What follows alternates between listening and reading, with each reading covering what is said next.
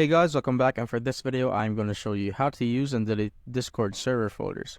So basically Discord server folders are a group of servers that are that is together in a single folder.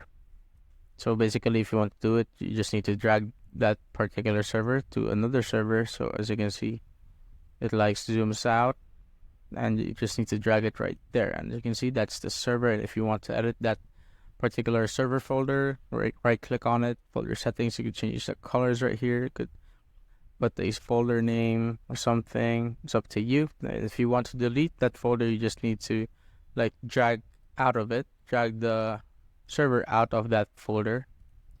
So as you can see, that particular server is out, and if you want to remove the other one, you could just drag it out too. As you can see, the folder is gone. And that's it, guys. If you have found this video helpful, simply leave a like below or subscribe because it helps reach more people. See you on the next one.